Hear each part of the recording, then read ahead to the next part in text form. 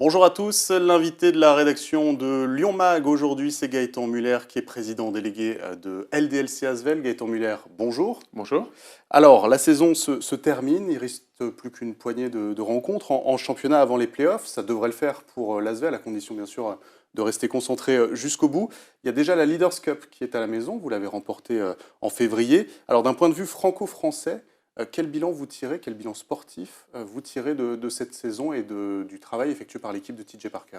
La première des choses, c'est que chaque année, on dit l'Asvel veut essayer d'être le plus compétitif dans toutes les compétitions et l'objectif, c'est au moins de ramener un titre. Donc ce titre, il a été ramené, je dirais, avec la Leaders Cup.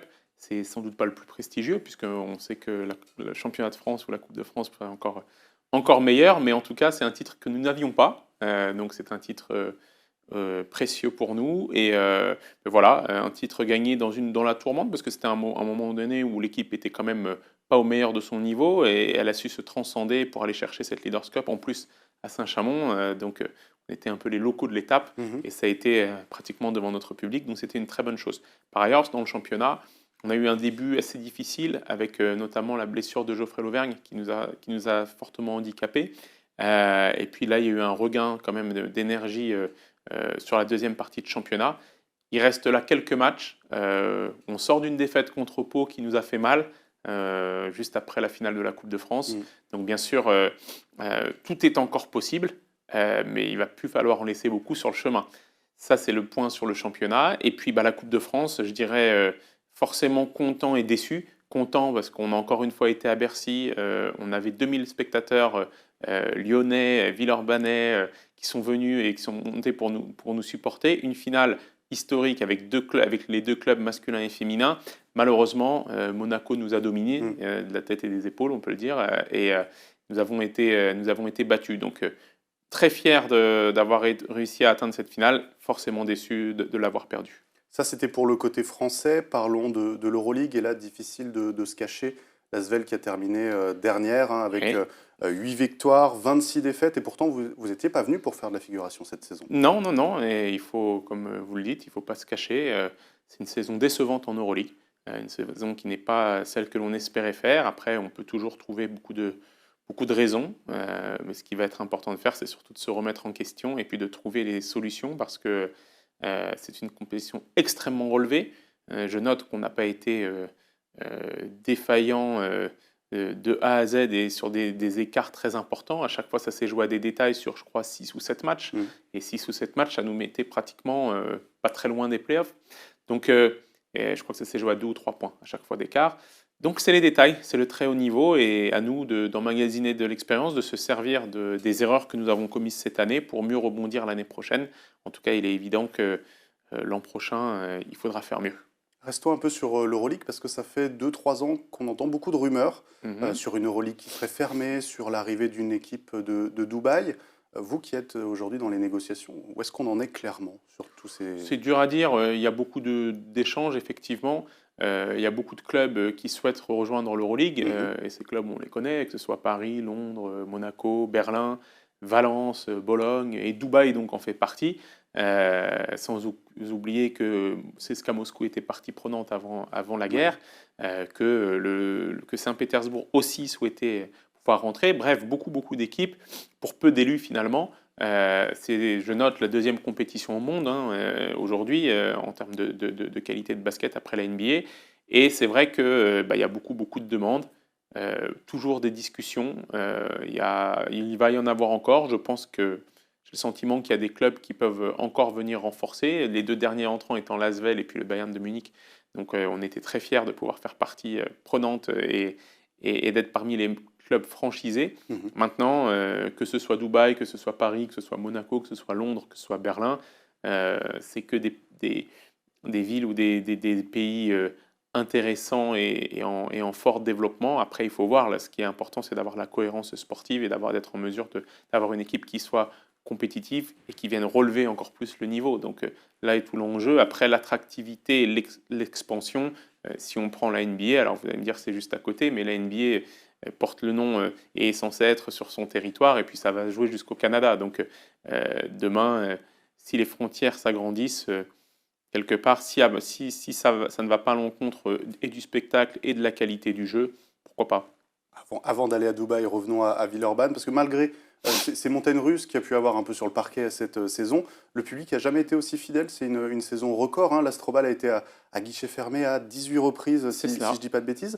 Alors ça passe évidemment par le spectacle qui est proposé par les joueurs, mais ça passe aussi par d'autres choses. Vous voulez faire des shows à l'américaine ou des cérémonies, ce genre de choses qui permet aussi de fidéliser un Oui, public plus large? on est très focalisé sur ce qu'on appelle la fan experience, Mhm. donc le parcours de nos spectateurs et de nos abonnés et des gens qui nous suivent au quotidien.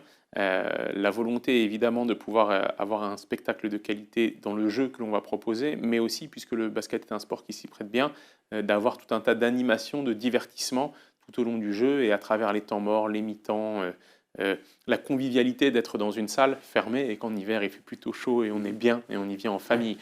Tout ça sont des points qui sont, je pense, positifs. Attelé à ça, le palmarès et la renommée de l'équipe, je pense qu'il y a des choses vraiment en développement et effectivement, non seulement on a rattrapé les chiffres de 2019, donc avant Covid, mais on les a même dépassés. Ouais. Donc je pense que c'est vraiment encourageant et qu'on a tous les ingrédients pour continuer à se développer, que ce soit à l'Astrobal ou à la LDLC Arena dans quelques temps. On peut en citer quelques-uns des ingrédients. Alors, il y a bien sûr la cérémonie de remise des bagues. Ça dépend évidemment beaucoup du sportif, hein. Ça ne sera Bien pas sûr, toutes les saisons. Mais vous avez aussi un cube 4 faces. on a Ça, un c'est nouveau et ça plaît beaucoup au public. Tout à fait. C'est vrai qu'on a investi, et la mairie de Villeurbanne aussi a investi à nos Mhm. côtés, dans différents projets. Et le Cube, qui est pas dire une nouvelle invention, mais en tout cas un vrai atout autour de l'entertainment, Ouais. qui a été mis en place et qui est quelque chose qui plaît énormément. Ça nous permet vraiment d'entretenir une relation avec le public à tout moment pendant le match. Et puis c'est vrai que ce soit le food and beverage, qu'on appelle le food and beverage, la qualité de ce que l'on propose, le service potentiellement à la place, le cashless, beaucoup de sujets qui nous permettent voilà, de permettre aux gens de se sentir bien. On a la volonté de faire encore mieux et de développer encore plus les animations. On a aussi un speaker qui est emblématique, Mhm. qui fait plus de 2,03 m et qui parcourt la salle de fond en comble et qui anime extrêmement bien les spectateurs. Donc il y a beaucoup d'ingrédients pour que les choses puissent bien se passer. On a une mascotte qui est évidemment assez connue. Et je pense que dans le futur, on en a un peu encore sous le coude pour proposer des choses qui seront toujours plus attractives et plus intéressantes pour nos fans. Vous avez fait allusion à la ville de Villeurbanne. Ça n'a pas toujours été un fleuve tranquille, mais cette année, vous avez acté les choses clairement. Vous restez à l'Astrobal, mais vous irez à l'Arena pour les rencontres européennes. Ça a levé toute ambiguïté avec la mairie? Oui, en fait, on a un accord, c'est pas un secret, il y a un accord qui s'est développé autour d'un nombre de matchs qui Mm. avait été en phase avec tout d'abord Jean-Michel Aulas et l'OL, parce que je rappelle que l'OL est à nos côtés et notre partenaire depuis maintenant bientôt 5 ans et qui Ouais. a massivement investi dans la LDLC Arena.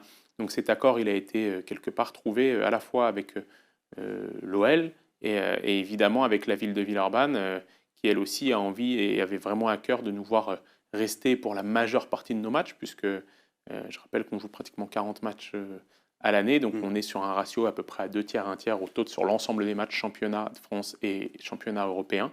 Donc c'est quelque chose qui est bien. Nous, on est bien à la maison.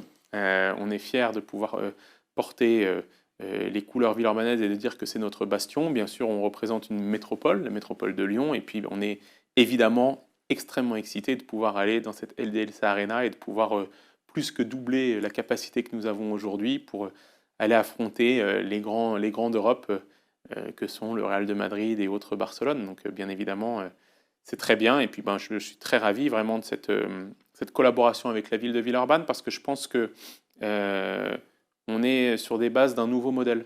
Euh, le sport professionnel français a beaucoup été aidé, notamment subventionné. À notre arrivée, pour vous donner quelques chiffres, on avait sur un budget de 5 millions, 1,6 million de soutien D'accord. quand on est arrivé en 2014. Et aujourd'hui, on est à moins d'1 million pour 15 millions de budget. Donc les ratios sont tout à fait différents. Pour autant, on trouve des solutions pour continuer à collaborer. Et je trouve que c'est plutôt sain pour tout le monde, à la fois pour les concitoyens et à Mm. la fois pour l'ASVEL, puisqu'il ne faudrait pas être trop dépendant d'une collectivité, parce que la collectivité a aussi d'autres priorités. On le sait bien, notamment aujourd'hui, avec l'augmentation de toutes les matières premières et autres, et toutes les problématiques que peut connaître une collectivité. Je crois que le sport professionnel, une collectivité est là pour l'aider, le soutenir de certaines manières, mais pas forcément de le subventionner de manière disproportionnée. Donc je trouve qu'on a des ratios qui sont excellents, sans doute les plus bas en termes d'argent donné du championnat de France, et un projet de développement qui est attractif et avec un équilibre à la fois pour les Villeurbanais et pour nous. Décidément, vous m'aidez à lancer mes questions puisque vous avez évoqué l'Olympique Lyonnais et Jean-Michel Aulas. On sait qu'effectivement les relations étaient et le sont toujours entre Tony Parker et Jean-Michel Aulas assez bonnes, voire très bonnes. Et là encore, des rumeurs évoquent aujourd'hui un lien moins fusionnel avec John Textor, le nouveau propriétaire. D'ailleurs, Tony Parker ne fait pas partie de l'aventure Eagle Football. Où est-ce qu'on en est réellement? Est-ce que l'Olympique Lyonnais est toujours un partenaire majeur et d'avenir, tant sur le plan sportif que économique et un partenaire, tout simplement? Alors, je ne me permettrai pas déjà de, Oui, ni l'un ni l'autre ne sont là avec nous. de parler au nom de Jean-Michel Aulas, de John Textor ou de Tony Parker. Je pense que ce serait vraiment déplacé. Ce que moi, je peux vous dire, c'est que les liens sont forts avec l'OL, qu'avec l'OL, qui a encore une fois investi massivement 140 millions d'euros dans une arena, qui est venue nous soutenir en termes de sponsoring et nous faire grandir sur beaucoup de sujets tels que les finances, la communication, le marketing. Les liens sont forts et donc la volonté est bien évidemment de perdurer avec Jean-Michel Aulas qui est à l'initiative de ce projet et avec John Textor qui est aujourd'hui le propriétaire. Donc il n'y a vraiment aucun sujet et bien au contraire, je pense que l'avenir est au beau fixe et avec de belles perspectives pour les uns et pour les autres. Très bien. Merci Gaëtan Muller. Bonne chance pour cette fin de saison. Merci à vous. Et puis je vous dis à bientôt pour un nouvel invité de la rédaction de Lyon Mag.